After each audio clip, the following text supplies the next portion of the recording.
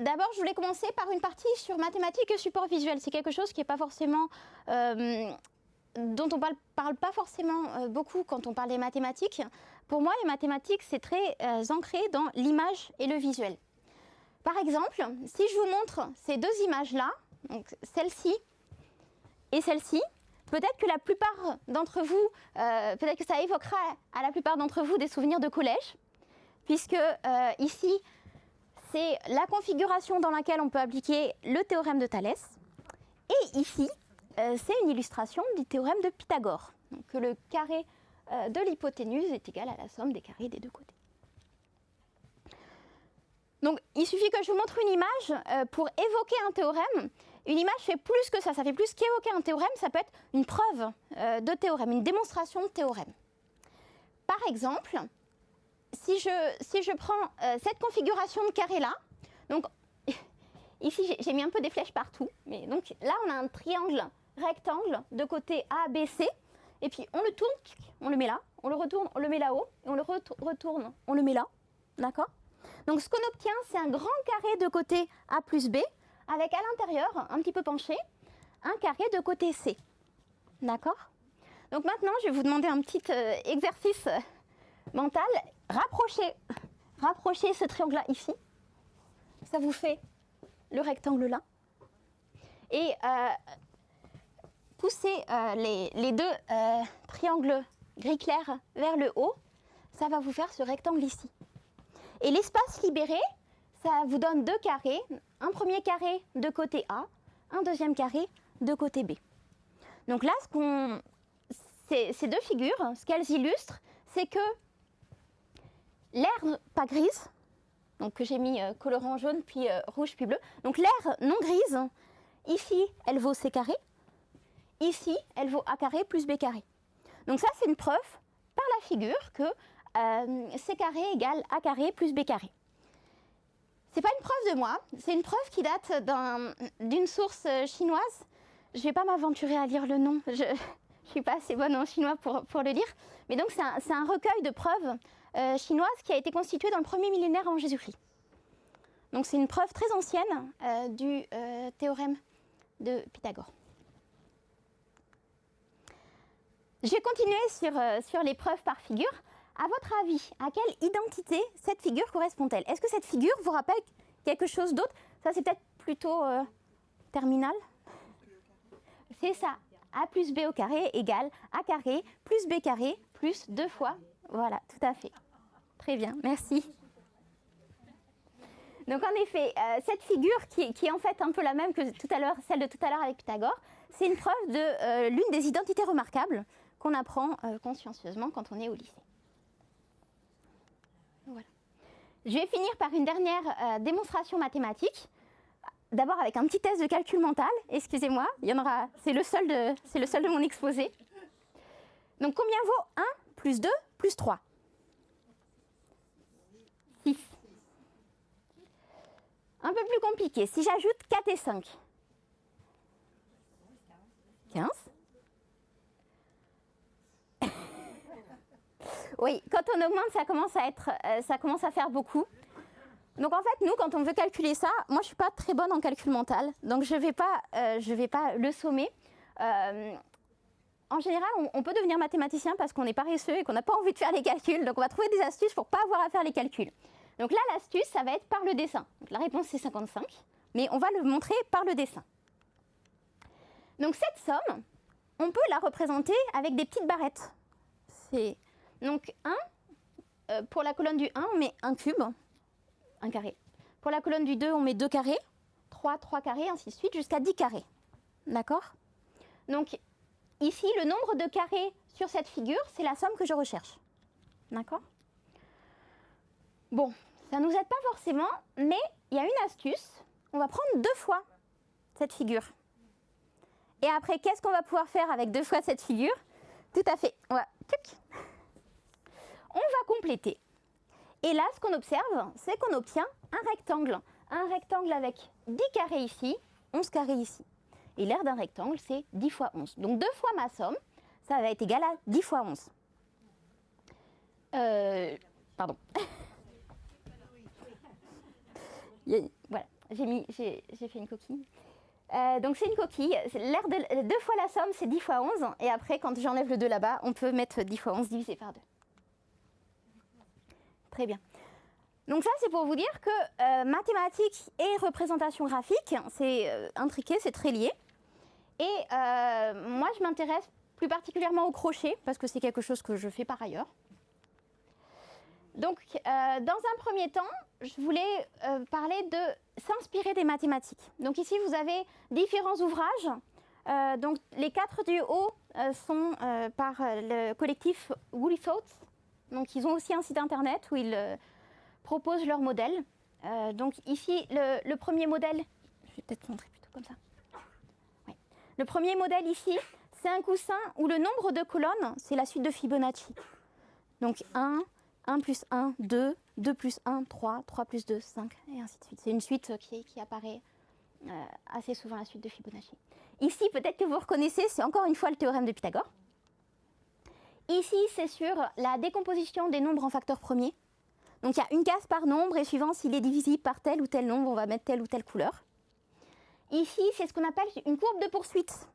Donc, une courbe de poursuite, vous imaginez qu'il y a une personne à chaque sommet et que chaque personne va marcher vers l'autre. On a 4 personnes en carré et chaque personne veut marcher vers sa personne qui est juste là, à gauche. Et du coup, en se poursuivant, elles vont dessiner une spirale. Donc là, c'est un peu discrétisé, on ne voit pas forcément bien la spirale, mais ça fait une spirale. Chaque personne va marcher en spirale. Voilà, donc après, il y a des variations sur les carrés de granit. En général, les carrés de granit, on les fait en carré. Mais on peut très bien les imaginer en forme de pentamino ici, donc en forme de polyomino. Les polyomino, c'est les pièces de Tetris, si vous voulez. Ici, c'est un carré. La créatrice, c'est Suzanne Goldstein qui l'a fait. Elle l'a appelé simple et parfait. Donc en fait, ce carré a la propriété qu'il est fait que de carrés. Donc déjà, c'est pas forcément évident d'arriver à faire un carré avec que des carrés. Des fois, on peut devoir mettre un rectangle pour boucher le trou. Et aussi, si vous regardez tous les carrés, il n'y a pas 2 carrés qui font la même taille. Voilà, donc c'est une réalisation particulière. Là, il y a un nœud fait par Sarah-Marie Belcastro, et ici, on a une surface de Seifert fait par Shin Dong. Donc, je vais pas développer plus sur ça, c'est pour dire que si on cherche un petit peu mathématiques et tricot, mathématiques et crochet sur Internet, il y a un certain nombre de personnes qui ont travaillé dessus et qui ont fait des choses assez intéressantes. Peut-être que, par exemple, ce carré-là pourra vous inspirer pour le travail que vous devez faire pour samedi, pour courir les colonnes ou pour courir les colonnes samedi. Voilà. Donc moi, plus particulièrement, je vais parler des différences entre tricot et crochet. Donc j'étais pas sûre que tout le monde sache la différence entre le tricot et le crochet dans la salle. Donc le tricot, on le fait avec des aiguilles à tricoter, et le crochet, on le fait avec un crochet. Et au niveau de l'aspect, le tricot est plus régulier, le crochet peut-être plus rigide. Mon crochet, je ne fais jamais de bride, je fais toujours des mailles serrées, parce que aussi j'aime bien le rembourrer. Et oui, donc la plupart des modèles que je vous montrerai, c'est sur mailles serrées. En mailles serrées en spirale. Voilà, donc la différence entre tricot et crochet, et aujourd'hui, moi, je vais vous parler de crochet. Alors, pourquoi faire du crochet? Quel est l'avantage de faire quelque chose en crochet par rapport à du papier ou autre chose? Donc, j'ai essayé de faire une liste des avantages que je trouvais au crochet. Déjà, c'est plus résistant que le papier. C'est-à-dire que si on veut faire des modèles qui puissent après être manipulés, par exemple, par le grand public, il faut quelque chose qui résiste un peu. Et le papier, ça peut se déchirer, c'est moins résistant. Le crochet, pour arriver à déchirer un ouvrage en crochet, je pense qu'il faut commencer à tirer un peu fort. Donc, c'est l'avantage, c'est plus résistant que le papier. Le gros avantage, qui est celui qui m'a incité à utiliser le crochet, c'est pour arriver à faire des surfaces avec des courbes. Par exemple, si vous voulez faire de la couture, si vous voulez faire une robe en couture, bah vous allez devoir faire du découpage, faire des coutures, alors qu'en crochet, techniquement, on peut faire une robe parfaitement ajustée, sans aucune couture, sans aucun découpage, juste bien fait dès le début. Donc le crochet, c'est le médium qui nous permet de vraiment ajuster pour faire ce qu'on veut avec. Alors aussi, pourquoi est-ce que je parle de crochet? Parce que moi, j'ai essayé de faire du tricot et en général, ça fait des trous. Donc, je pense que c'est un avis très personnel. Moi, je pense que ça dépend de ce avec quoi on a été habitué à travailler. Moi, depuis petite, je fais du crochet, donc le crochet m'a l'air beaucoup plus naturel que de gérer plein de mailles pour faire du tricot. Aussi, je pense que le crochet est plus rigide que le tricot. Un ouvrage fait en crochet a une rigidité qui n'a pas forcément un ouvrage en tricot, surtout si c'est fait en maille serrée avec la bonne laine. Donc c'est ce que j'ai mis enfin, c'est à la fois souple et rigide, parce que dans les surfaces que je vais vous montrer, il y a des personnes qui les font en impression 3D. Le problème de l'impression 3D, c'est que déjà, si on la fait tomber par terre, ça peut se casser. Et aussi, c'est rigide. On ne peut pas essayer de déformer un petit peu la surface sans risquer de la casser. Alors que le crochet, vous pourrez manipuler tout ce que j'ai. Je l'ai confié à mes enfants. Mes enfants n'ont pas encore réussi à les détruire. Donc on peut vraiment les manipuler sans souci. Je vais commencer par la découverte du débutant. C'est un problème à laquelle vous vous êtes peut-être déjà heurté si vous avez essayé de faire un ouvrage circulaire. Donc vous montez vos mailles si vous faites du crochet, ou vous faites votre chaînette, vous montez vos mailles si vous faites du tricot, vous faites votre chaînette si vous faites du crochet, et arrivé au bout, il faut refermer pour pouvoir continuer à faire le rond. Et là, moi, j'ai toujours, encore maintenant, ce moment d'hésitation qui est de quel côté je dois piquer. Donc quand vous avez une chaînette, vous devez piquer dans la première maille de votre chaînette, et est-ce que vous piquez par devant, est-ce que vous piquez par derrière, comment est-ce qu'il faut piquer, de manière à ce qu'à la fin, et effectivement, on puisse commencer à monter le cylindre.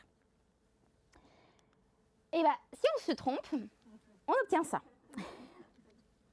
Et ça, du coup, c'est ce qu'en mathématiques, on appelle le ruban de Möbius. Donc là, j'ai 2 rubans de Möbius fait exprès. Ça ressemble un peu à des chouchous. Donc l'idée, c'est que si on tourne un nombre impair 2 fois, on obtient un ruban de Möbius. Oui, celui-là, je l'ai tourné un nombre impair 2 fois. Je crois que j'ai tourné 3 ou 5 fois. J'ai tourné plus de fois. Donc le ruban de Möbius, il a été un peu popularisé par Escher. Peut-être que vous connaissez cette représentation du ruban de Möbius d'Escher. Le ruban de Möbius, il a la particularité qu'il a une seule face. Donc si vous avez un cylindre, vous pouvez décider de colorier l'extérieur d'une couleur. Si vous faites votre couleur jusqu'à ce que vous arriviez au point de départ, vous n'avez pas colorié l'intérieur. Donc après, vous pouvez choisir une deuxième couleur pour l'intérieur. Alors que le ruban de Möbius, si vous commencez à parcourir le ruban de Möbius, donc là, on passe derrière, on arrive devant, hop, on arrive derrière, et on arrive au point de départ.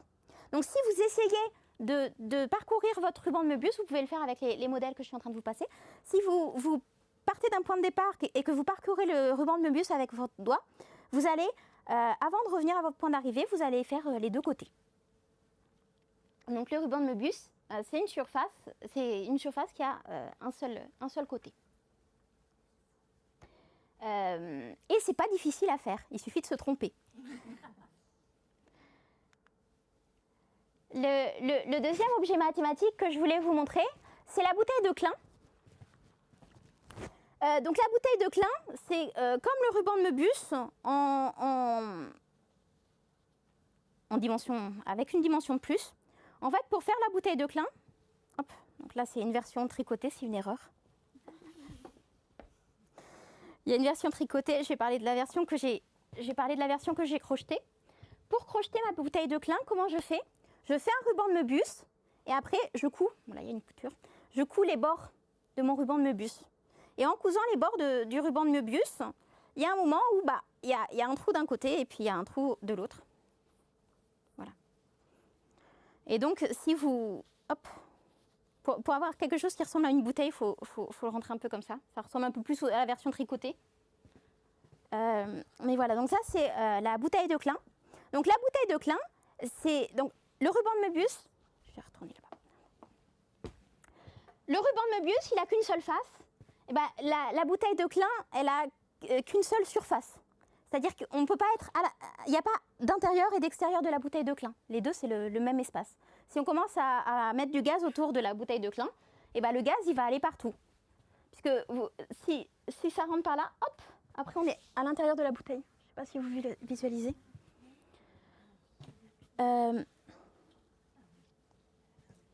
Qu'est-ce que j'ai fait là?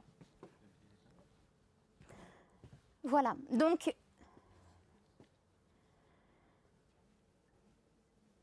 ce sont des objets mathématiques qu'on peut représenter en crochet. Je vais finir avec le dernier objet, qui est la surface de Boyle. J'ai eu un peu de mal à le faire, c'est pas forcément évident. Ici, il y a 2 essais. Hop. Ça, c'est le premier essai. Là, il y a le premier essai. Là, il y a le deuxième essai. Je l'ai fait en filet, en point de filet. Comme ça permet de voir un peu au travers, voir ce qui se passe. Donc, la surface de Boyle, mathématiquement, on le voit comme un ruban de Möbius avec 3 demi-tours. Et on va coudre un disque le long du bord du ruban de Möbius. Sauf qu'on peut pas, donc ça va s'auto-intersecter. Donc vous avez cette espèce de surface, et là, il y a ce bout de surface qui va là, et il y a un trou par là. Ici, il y a ce bout de surface qui va là, et il y a un trou par là. Et là, il y a ce bout de surface qui va là, et il y a un trou par là. Voilà. Donc c'est des choses qui ne sont pas forcément faciles à visualiser, et même voir des représentations sur Internet, c'est pas forcément évident pour comprendre bien comment tout ça s'imbrique.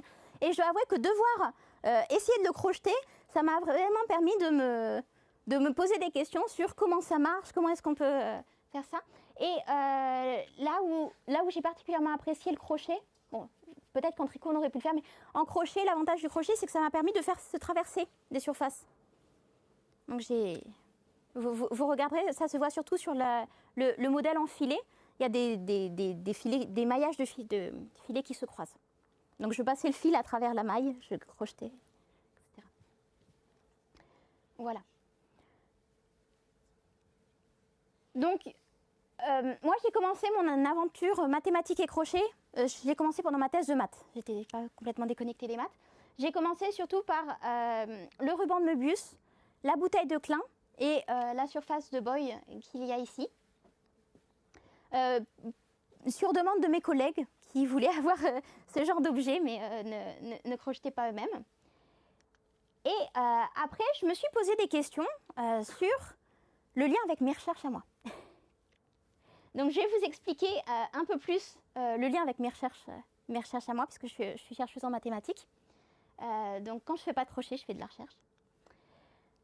Donc, la motivation. Donc, je vais vous présenter le permutoèdre, qui est ici. Donc, le permutoèdre, c'est mon objet d'étude. Pour vous expliquer d'où vient le permutoèdre, je vais commencer par une motivation informatique. Moi, ma recherche, elle est à la frontière entre les mathématiques et l'informatique. Donc, c'est étudier des structures de données qui peuvent être utilisées en informatique. Donc, la motivation, c'est un algorithme de tri qui s'appelle le tri à bulles. Donc, le problème, c'est que vous imaginez qu'ici, il y a 4 livres, Matheuse, Ada, Sophie Germain, Culotté. On a 4 livres dans notre bibliothèque et on veut les trier. Sauf que, ici, il y a la limitation que pour trier, on peut seulement inverser de livres consécutifs. On n'a pas le droit de prendre ce livre-là et d'aller se dire, tiens, on va le mettre là. On peut juste inverser des livres consécutifs. D'accord ? Et alors, ça, à quoi ça correspond juste inverser des livres consécutifs? C'est des contraintes informatiques. C'est juste inverser des données qui sont côte à côte.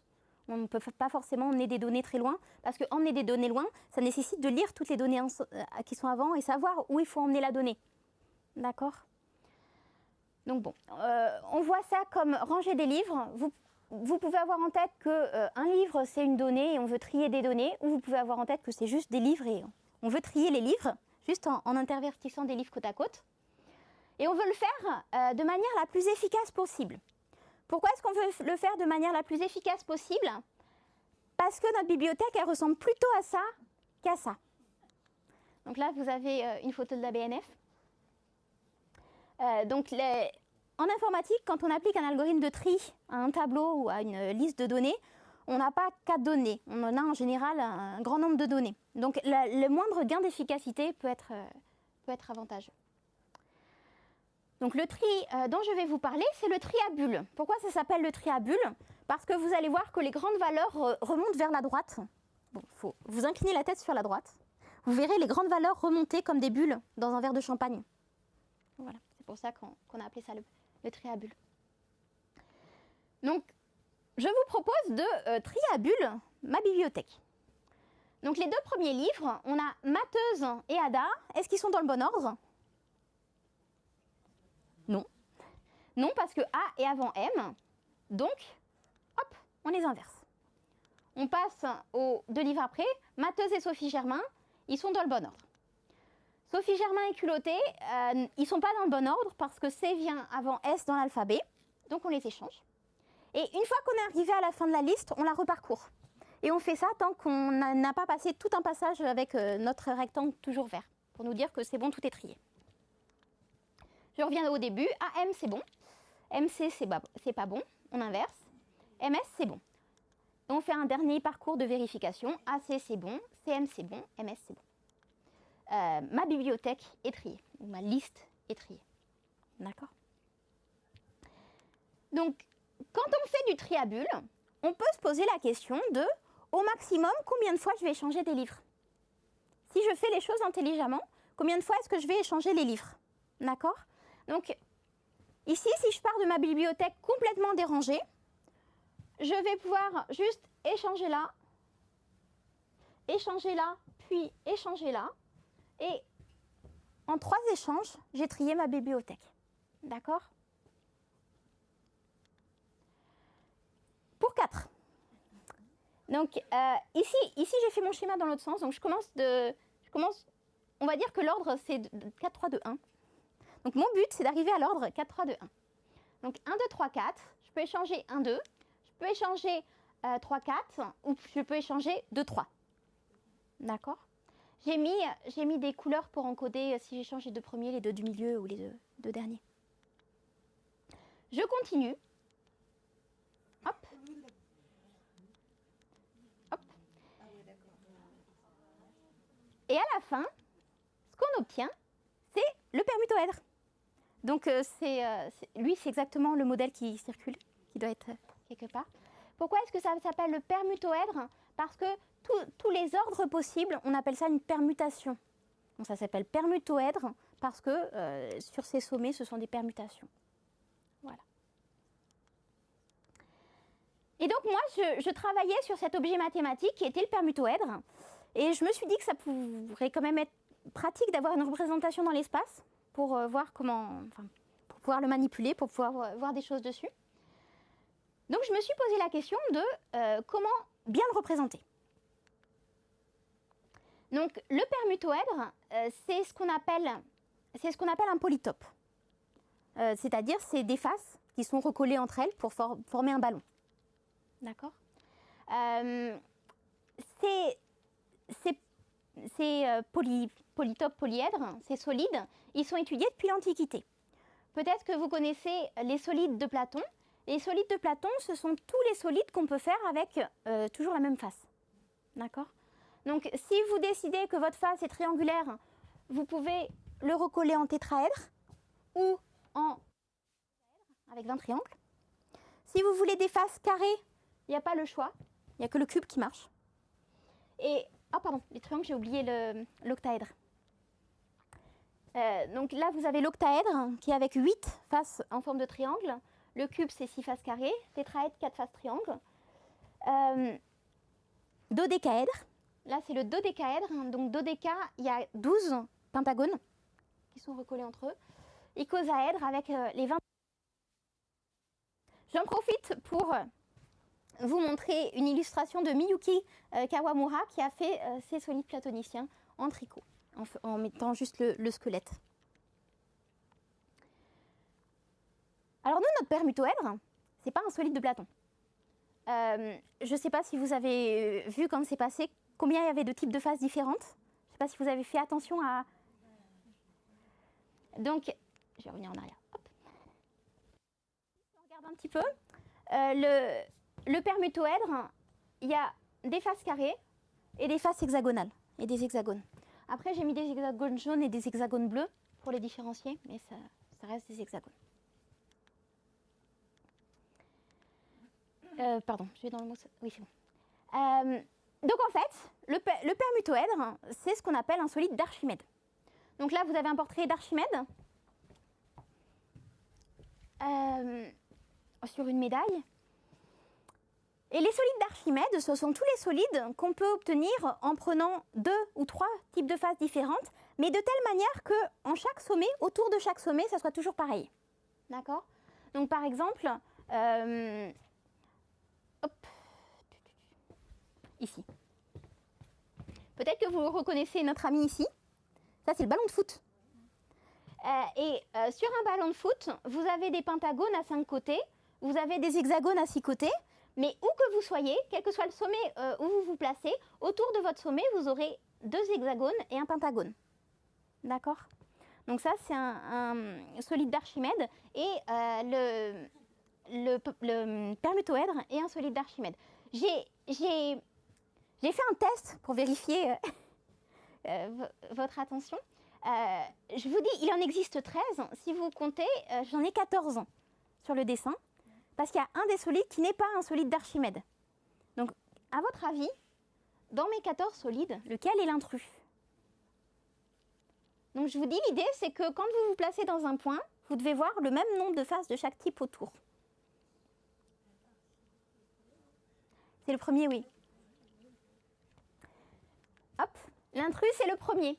Parce que le premier, c'est une pyramide à base carrée. Si vous êtes en haut de la pyramide à base carrée, vous voyez 4 triangles autour, alors que si vous êtes là, vous voyez 2 triangles et un carré.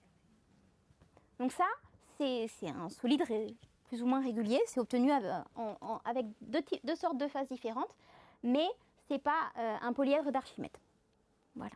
Donc les polyèdres d'Archimède, il y en a 13. C'est un tout petit peu plus que les solides de Platon, mais ça reste pas beaucoup. Ils sont tous obtenus comme troncation de solides de Platon. Donc notamment pour le permutoèdre, j'ai essayé de faire la suite. C'est pas forcément... Bon, j'ai fait le cube à la fin. J'étais de moins en moins ambitieuse sur la taille. Donc c'est mon permutoèdre. En fait, on obtient à partir du cube, comment? En coupant les sommets. Vous coupez un peu les sommets, vous obtenez lui, qui doit être... Ah, oui, tout à fait, qui est là. Hop. Et si vous continuez de couper les sommets jusqu'à ce que le jaune et le bleu se touchent et commencent à se couper, alors vous obtenez le permutoèdre. Voilà. Donc tous les polyèdres d'Archimède sont obtenus comme ça en coup. Je ne sais pas si vous le revoulez. Non. Sont obtenus comme ça en coupant petit à petit des faces.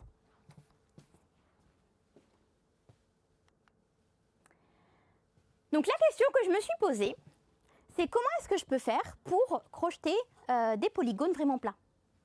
Donc faire des beaux triangles bien équilatérales, bien plats, bien...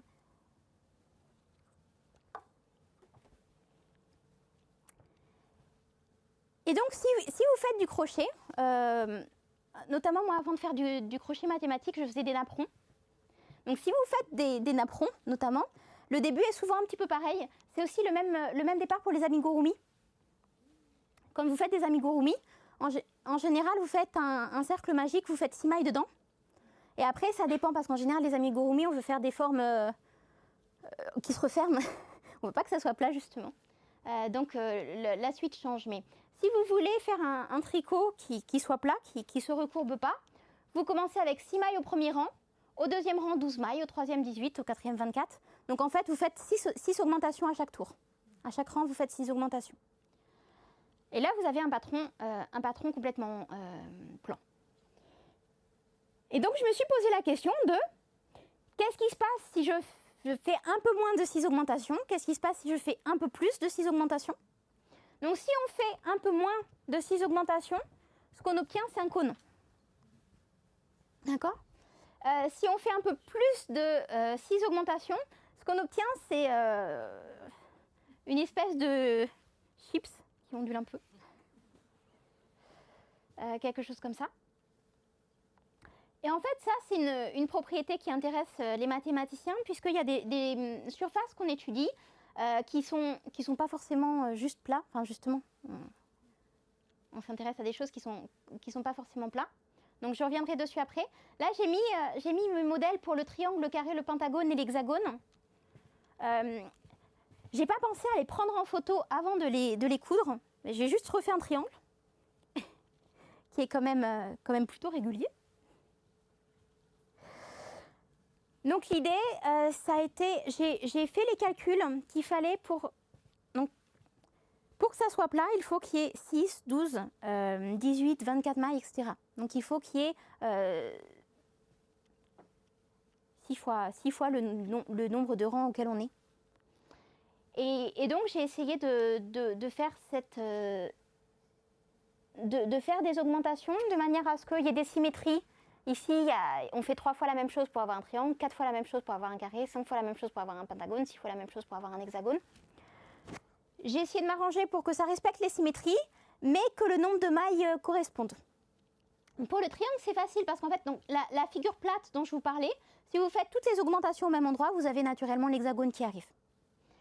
Le triangle, c'est un petit peu facile parce que entre hexagone et triangle, c'est juste qu'au lieu de faire 2 augmentations, vous regroupez les 2 augmentations ensemble et vous avez un triangle. D'accord ?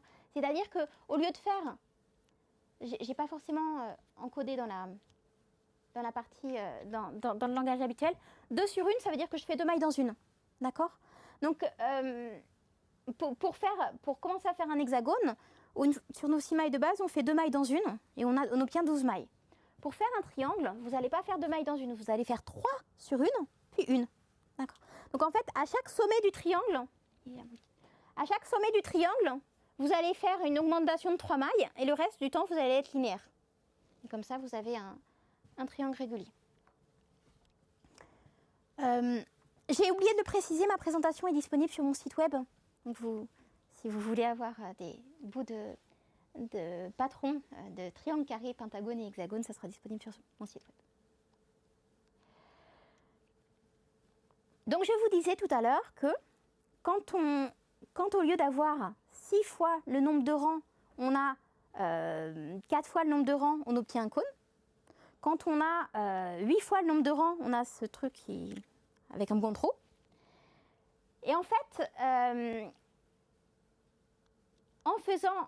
en modifiant le facteur, non pas 6 fois le nombre de rangs, mais par un exponent, comment je peux le dire ? Donc le cône, si vous regardez un cône localement, ça reste plat. C'est plutôt plat. C'est pas... J'aurais dû faire un cône. Ok. Donc en fait, ça c'est ce que je mets dans croissance des mailles linéaires, parce que c'est quelque chose fois le nombre de rangs. C'est ce que j'appelle linéaire. Donc ça reste de ce qu'on appelle de la géométrie euclidienne, notamment dans la géométrie euclidienne. C'est là où on a l'habitude de faire de la géométrie. La somme des angles d'un triangle, ça fait 180 degrés. Oh oui, le degré n'est pas passé. Il y a d'autres types de géométrie. Par exemple, nous, on est sur la Terre. La Terre, elle n'est pas très plate. Donc, si vous regardez 2 points de l'équateur, l'angle entre le pôle nord et les 2 points de l'équateur, ça fera 3 fois 90 degrés. Donc, dans la géométrie sphérique, la somme des angles est plus que 180. Et si vous voulez faire une sphère en tricot, il faudra augmenter, mais augmenter moins vite que le nombre de rangs, moins vite que un facteur fois le nombre de rangs. Je vais arriver à mon dernier exemple. Donc, le dernier exemple, c'est la géométrie hyperbolique. La géométrie hyperbolique, c'est l'inverse de sphérique, c'est-à-dire qu'on grandit beaucoup plus que le nombre de rangs. Donc notamment, je vais vous montrer des modèles de géométrie hyperbolique. Moi, en général, j'aime bien faire 2 mailles dans chaque maille. Donc ça veut dire que chaque rang est 2 fois plus long que le rang précédent. Donc ça se met à froufrouter, ça peut faire de très jolies écharpes, mais ça devient long à tricoter. Ici, je ne sais pas si vous voyez bien sur le schéma, en géométrie hyperbolique, la somme des angles est plus petite que 180. Les angles ont l'air un peu écrasés, les bords sont un peu écrasés. Donc, hop. Là, vous avez un exemple de choses en géométrie hyperbolique. Donc, en fait, ça se met à beaucoup froufrouter. Et Les distances, la géométrie, c'est pas du tout comme ce qu'on peut imaginer, ce dont on a l'habitude, puisque à l'école, au collège, au lycée, on fait de la géométrie euclidienne. Hop. Il y a celui-là. Donc, on peut partir. Donc là, vous avez ce qu'on appelle une pseudosphère hyperbolique. La pseudosphère hyperbolique, elle est obtenue en faisant juste un cercle de départ, et après gardant toujours le même taux d'accroissement, donc 2 mailles dans une. Ça, c'est un demi-plan hyperbolique. Donc, il est obtenu à partir d'une chaînette, et à partir de la chaînette, vous faites le même type d'accroissement. Donc, notamment, je sais qu'il y a des modèles où on fait ça en écharpe, plus long. Mais comme chaque rang met 2 fois plus de temps que le précédent, faut... Ouais, c'est aussi pour ça, je ne sais pas si vous avez remarqué, la taille de la laine augmente.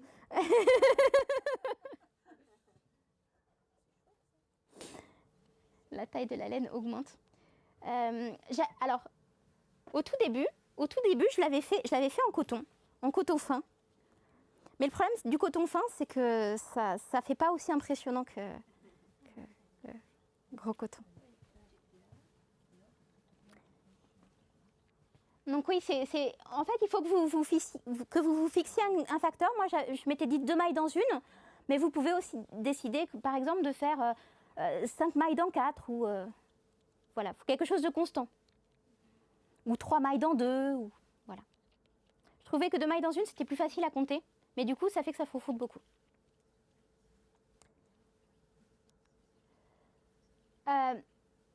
Voilà. Donc je voulais montrer un peu ma galerie de surfaces hyperboliques. Donc ces surfaces hyperboliques-là, je ne peux pas vous les montrer aujourd'hui parce qu'elles sont en exposition dans le hall de l'Institut Camille Jordan de Lyon. Donc c'était mon collègue de Lyon qui m'avait demandé de lui tricoter des différentes surfaces de différents types. Donc ici, vous reconnaissez le demi-plan hyperbolique, la pseudosphère. Là, il y a juste une sphère. Ça, peut-être que ça vous évoque quelque chose.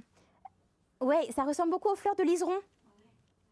La fleur de liseron a une géométrie hyperbolique. Voilà. Donc c'est des concepts mathématiques, mais qu'on retrouve aussi dans la vie de tous les jours en regardant un peu autour de nous. Je vais finir avec d'autres réalisations qui ne sont pas de moi, je précise. Donc en fait, pourquoi mon collègue m'avait demandé de faire des modèles en géométrie hyperbolique? Parce qu'à cette époque-là, il y avait l'exposition Coral Reef qui était en tournée. En fait, dans l'exposition Coral Reef, ils ont reconstitué des coraux en crochet. Et comment faire des coraux? Comme l'ouvrage qui est en train de circuler. Donc on le fait en géométrie hyperbolique, en faisant tant de mailles dans tant de choses. Et donc je vous invite à aller voir sur Internet. C'est juste une image de l'exposition, mais il y avait plein de très jolies choses. Donc leur but, c'était de reconstituer les fonds sous-marins, mais juste en crochet. Et donc ça nécessite une étude. Ça nécessite une étude du modèle pour comprendre comment ça marche, comment on peut refaire pareil, etc. Ensuite, j'aimerais parler...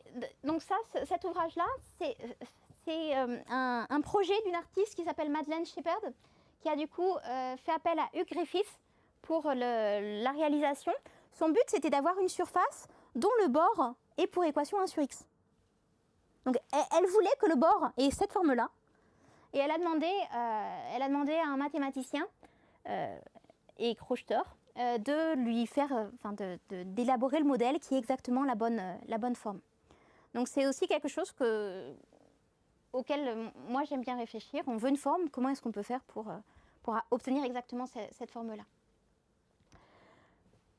Ces 3 images-là, c'est encore une fois de Willie Thorpe. Donc Willie Thorpe, il y a deux personnes derrière, c'est Pat Ashford et Steve Plummer, qui font énormément de choses sur crochet et mathématiques.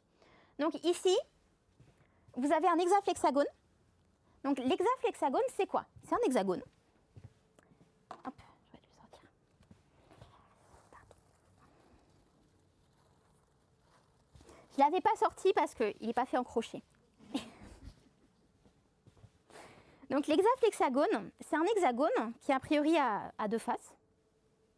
Sauf qu'en fait, si on le plie correctement, on a une 3e face qui apparaît. Mathématiquement, ce qu'il y a derrière, c'est que c'est un ruban de Möbius.